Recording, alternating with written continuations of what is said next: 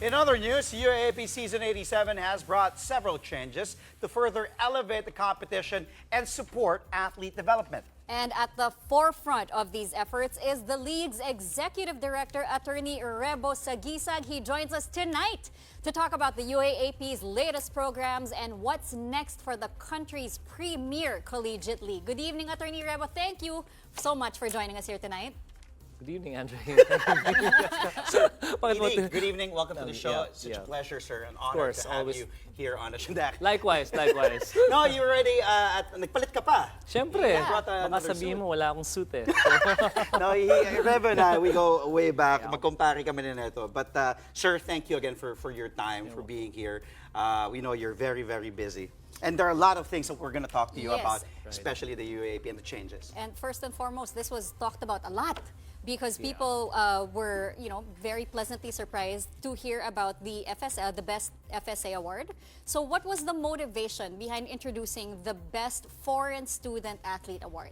Well, the idea was to somehow put some measure of equity, that we get to recognize both local and foreign student athletes. Now, you may notice that there's a growing presence and some say even dominance of the foreign student athletes. The MVP award has always been a prestigious award, and we wanted to give some measure of, again, equity as to our local homegrown talent and to be able for them to be recognized in the said platform. Yeah, yes. So we were talking about this, that Kiefer Ravenna and then FSAs and then Kevin Campbell. Exactly. For MVPs, right? And we were having that conversation. And ang tagal to eh. This is a long discussion because I was telling him, even in the NCAA, there was a time that Gio Halalon was dominating, took Arellano to the finals, and he was the only Filipino player in the Mythical Five with 4 foreign student players. And sabi ko nga, paano kung nagsabay si like Ben Embala and Kiefer Ravenna in one season? But, not to take anything away from either, because both talents, both players deserve the MVP award, especially during the time that they were playing. How do you think this new recognition, kasi ang daming talks around it. Of course, you can't please everybody, diba? Some will say, bakit pa? Parang, ba't nyo pa dinidivide, diba? Right. And some will say na, okay yun. Para at least to have that own awards for the foreign student athletes. But how will this recognition, in your opinion, impact the league's competitiveness and the development, especially of homegrown talent, where now the locals basically can win the MVP award without thinking of the foreign student athlete? Yeah, I guess from the point of view of the student athletes, of the homegrown talents, morale will be high that we, after all, have a chance. No? So it will, in the end, increase the competitiveness across the board. Kasi isipin na may pag-asa pala kami. So everyone will vie for the said award. Instead of before, baka sabihin nila, hindi naman sa atin mapupunta yan, bakit pa ako magpapagod? So, kasi grabe yung statistical points. Right. But you were telling me also that ang laki tinaas nyo yung sa assist ba? Yung assist, diba? So before this move, in-adjust na namin yung statistics on assists. Kasi before, when they came in, the foreign student athletes, ang normal magdodominate ng stats would be points and rebounds. Correct. If you have a 2020, tapos na ang usapan. Tapos ang usapan. So medyo tinemper namin sa rebounds, we tas in-increase yung sa assists and I think pati steals. And that's why even before this award, para nakita mo rin yung from the trend na puro towers yung magdo-dominate for the Mythical Five, nag-equalize na. More guards were there, nag-equalize na. Yeah, and especially the season check, makikita nga natin, ang dami ng mga guards na medyo din yung statistical points sila because as you said, the assist now holds more value compared to before. All right. And of course, there are many other initiatives or programs. Are there any that the UAAP is planning to launch to further develop collegiate sports? Well, siguro first and foremost, meron dito yung exposure. We notice that when people talk about the UAAP sometimes, like ngayon, minsan may nagtatanong ba kailan daw magbubukas ng UAAP? We're ang daming events na nangyayari. But these are normally the basketball fans who think that the UAAP is only basketball. So exposure muna across the board, and we're happy to say that our partners, baseball is even being aired already on its opening day. And we have a new platform which is a game changer, yung Pilipinas Live.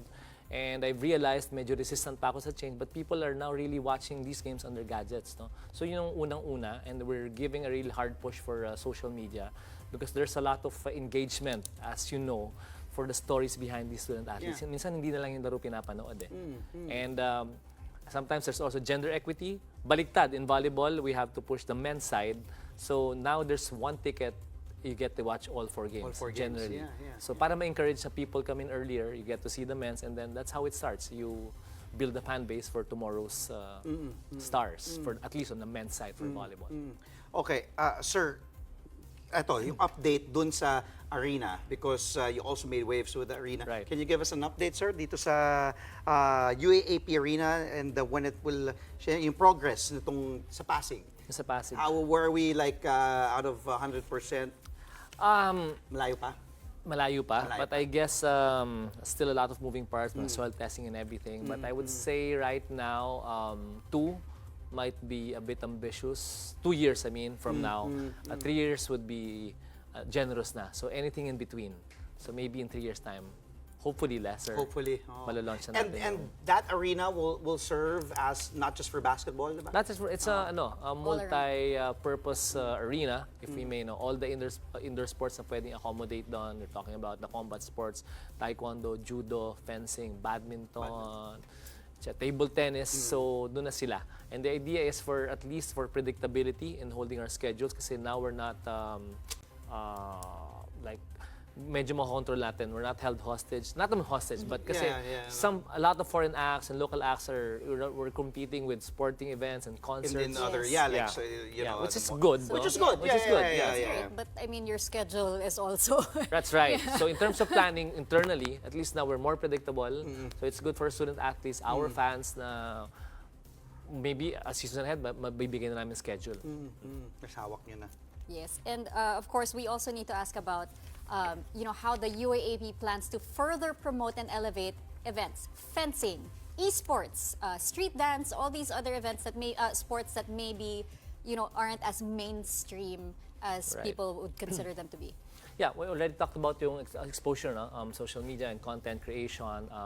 Some of the initiatives being made is eventually the combat sports will be held in 1 week tapos sabay-sabay in a complex. I'm talking about taekwondo, judo, and maybe fencing will be one of them. Tapos right now, baseball and softball and tennis are all being held in Rizal.